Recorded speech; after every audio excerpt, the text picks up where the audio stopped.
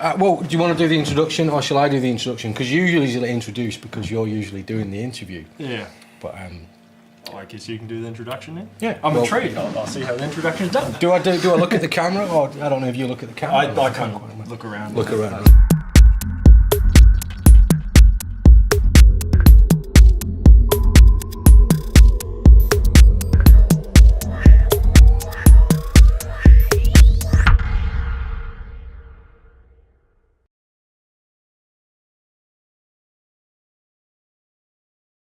Well, welcome to the technical sessions, everybody.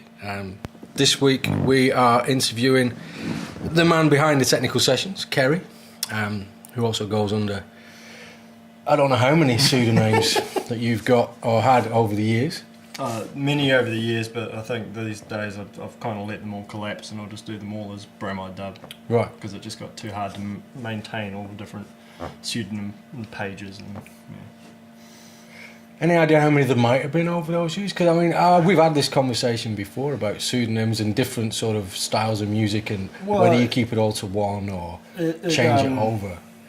The problem was kind of every time I went into the studio and wrote something, to me it seemed almost a completely different genre, and thought, you know, I guess I'd always seen, you know, to try and make it easier for people to see what each sound was, I thought I'd give each one a different name. So, yeah, I mean, at one point I probably had 4 or 5 different names that there was stuff going out under. Yeah. But then, I mean, slowly a few people said to me, oh, well, it can kind of hear your sound through all of it anyway. And I just realised, especially in New Zealand, that what was happening is I had all these different names that none of them were getting huge amount of traction.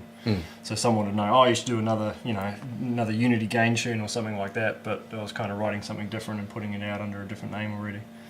So what have you got at the moment? Because are you still doing Unity Gain, or is it just Filter Brats or Bromide Dub? Or? It's kind of, I guess, the two projects I've got in my mind at the moment is the Bromide Dub stuff and the Filter Brat stuff. But the issue with the Filter Brat stuff is Clayton, who I co-write a lot of stuff, is up north, so we don't probably get as much time in the studio together as we used to actually do all that. But there's still plans to do that, and it's always been quite separate from all the other projects I've done, because it's a lot more focused where Clayton is actually writing a lot of it and I'm almost working as an engineer and a sounding board for it as well. Yeah. And over the years there's been quite a few different sort of roles that you've had, and you probably still have. What was the first first thing you got into? Was it DJing or production, or it was actually strumming a guitar? Well, the first musical training I can remember doing was, I think, the Yamaha organ school, which is a double organs, as way back as a kid. With the foot pedals as well? Yeah, the foot pedals, the whole thing, and all the different sounds on it, but I don't think I did that for very long. But what I do remember is our first computer that we got, I found or came across some tracker programs, Mod Tracker, and that was, I guess, where I kind of Mod Tracker first and then Opta Tracker later, which was 4 tracks and then 8 tracks that you could write with, and that's where I kind of started mucking around with. Originally taking a lot of other people were writing a lot of these mod files and just doing essentially covers or transcribing it into mod files, and I started by taking those and just completely twisting them out of shape and changing the sounds. And so when was this? Early 90s?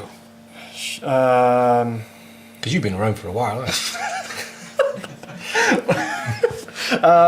Nearly as long as me. Yeah, nearly as long.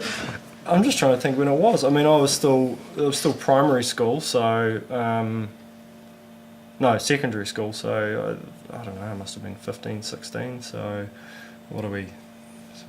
25, something like that.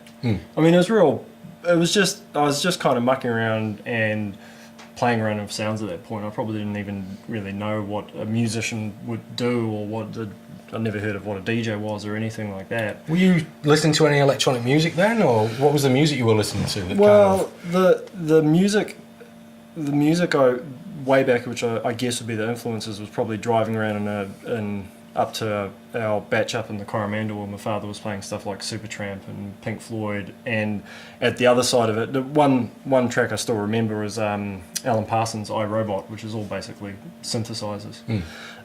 So he had that on one side, and on the other side he really liked the African percussion sort of bands, the mandrel and stuff, which was just a lot of congas and beats essentially. So synthesizer music, beats fused together, that would make sense. And I went through as a teenager listening to a lot of metal, then grunge, and then kind of went through, I guess, almost industrial, which would be your Ministry and Rob Zombie sort of stuff, and then kind of spat out from there. One day I picked up an album called Harlequin, Robot and Ballet Dancer, which was an album by Sven Vath. I don't know who Sven Vath was. I was always kind of just mucking around making songs, and I was always, whenever, even during school, if there was a party on, I'd be the guy, take my entire CD collection out there and just hog the stereo all night and just change CDs manually for the whole night. So I always enjoyed doing that. I just had all my music and just playing people music. And then, again, I can't remember what the year was, but I think on old Max TV, I think I saw, it's probably Grant Kearney, up there one day doing the BPM top 10 or whatever it was, and then I suddenly saw this mixer thing and realised, oh, hang on, if I had one of those, I could reduce the gap between playing tracks. I could cue one up and went that way. So DJing for me was just an extension of me just liking playing people music and realising, oh, I could do it this way, and remove those gaps between me having to change one CD over to another CD. Right. When I started doing that, I didn't know anyone who was basically DJing. It was all the guys that I was at school with and went out off were basically into rugby and metal bands. So there wasn't a lot through there, and it was only, I guess, just after I got out of school I met Clayton, who's the other filter brat. I was basically DJing in between punk and metal bands at a gig where Clayton was playing in one of the bands doing thrash metal. And what were you playing then? Orbital, Future Sound of London. So you had these basically punk bands and screamo band. Well, I don't think they were called screamo back then, but that sort of stuff. And then I would get on the middle of it all and play, Orbital tracks and Future Sound of London. And And how did that go down? I don't know. I just sat there quietly and just did my thing and looked out. But it was a big system I got to play on because all the bands have been playing on it. And as a result, afterwards, I had a few of the guys basically come up and started in the bands inquiring what it was that I was doing, because I don't think a lot of them had really seen many DJs either. So was there a sort of like a healthy scene around at the time for DJs and electronic music in Auckland then? You were living in Auckland then, I was living in Auckland, but I've never, even though I've been involved a lot with, I guess, the equipment, I've never necessarily been hugely involved with the scene. There was a group of us basically down Papakura, Manurua area that we were just throwing parties and farms and houses and stuff like that. So for a long time, even though I was DJing at parties every weekend and doing chill rooms at parties every weekend, it was always in someone's home that had been just completely decked out. I remember one place we used to play at regularly, which was called The Farm. Basically, the lounge was permanently covered in tinfoil, and there was a full PA and lighting rig in there permanently, so you could turn up in the middle of the day and there'd be somebody mixing on records and some nutter in the corner just going hard for it. But again, that was separate. It was, it wasn't even till quite a bit later where I started working in the stores and stuff that I started meeting the DJs who were playing in clubs and stuff like that. Right. I guess it was, for us, it was a tight little scene, but it was almost separate from what most people would recognise as a scene. Yeah. And were you so you got into DJing at parties and stuff, were you still making music on a computer then, or? I was mucking around. I was kind of mucking around, and then I'm trying to think, when the first version of Reason came out, Reason 1.0 or whatever it was, I basically got given a copy of that, and I think that's when I got back into spending actual time doing it. I'd been mucking around a little bit on Fruity Loops and Acid and other sort of simple loop-based programs and stuff before that. But I think timing-wise, this was probably about 10 years ago, I guess. I just also moved up to Stillwater into a batch, basically. So I'd go up at the end of the working week and I'd have 2 days up there completely isolated from the world and just spent it all the time just mucking around on Reason and me and a pair of speakers. Right. And there's heaps of music that I probably wrote then, but it's been, I don't know, a legacy or something. Every couple of years I seem to have a hard drive crash and just manage to lose everything. Yeah. Spectacularly so, and I had one about a year ago, so I've lost everything I've done up to there. You'd think I'd learn to back up, but at the same time, I don't mind anyway. I quite like letting all that kind of disappear and start afresh anyway. Yeah, totally. So it started with Reason. Yep.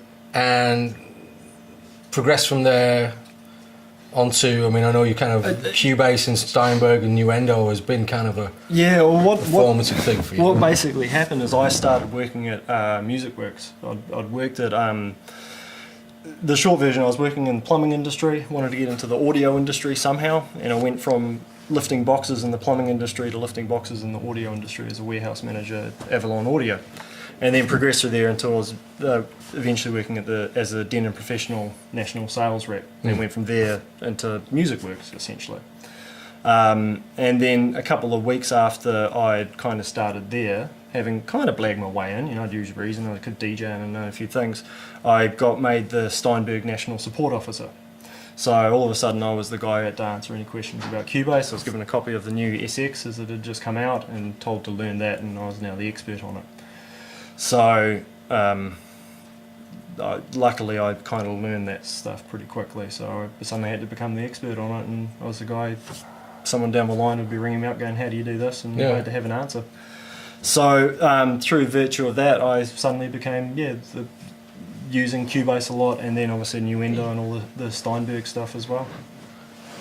And so from Steinberg it moved on to, is Ableton sort of your key production tool now for live? I mean, when I've seen you play live, sometimes it's been Ableton, sometimes it's been hardware, but we'll get onto the hardware in a bit. Well, what basically happened is I was using, the way I work in the studio a lot on Cubase is I'll just hit a loop and start working on it and be kind of trying to construct that song and that loop very quickly.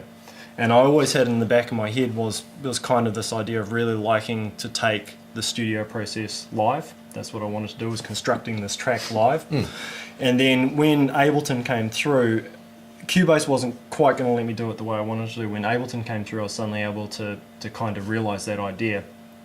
And now what's happened is I use Ableton for all my live stuff, basically for the Bromide Dub, the live shows. But then for any sequencing or any real studio work, I'm still using Cubase because I just know it inside out now. Okay. Yeah, so there's two quite separate and different workflows. And almost different sounds that come out of it as well. But within that for you as well, there's been the sort of hardware thing. I mean, I know when we worked together, we were using samplers live, and the show the other week. Was that all hardware? The live show at the moment is still essentially I have Ableton running on a laptop. That particular show was sitting under the table, and I'm just trying to figure out. That's why I didn't notice that. And that's why I was kind of ducking down occasionally to check things, but I'm just trying to figure out where I need to put it. But at the moment, basically, Ableton is sending out MIDI sequences to a pile of hardware, which is the lead and the evolver and the dark energy. So all the synths are coming out of hardware, and then all the drums are also hardware as well. So there was a machine drum, which is kind of the backbone of the drums, and then the 808 and the 909 on top of that. So Ableton is effectively providing just MIDI loops to run all their hardware, and then it's working as a big mixing environment as well. Because one thing I haven't figured out, I'm looking at hardware sequences. I can replace that from Ableton Point, but to build basically, or to have a digital mixer with the power of what I can do inside Ableton with effects on each channel, filters on each channel and everything like that, at the moment is kind of unfeasible to do.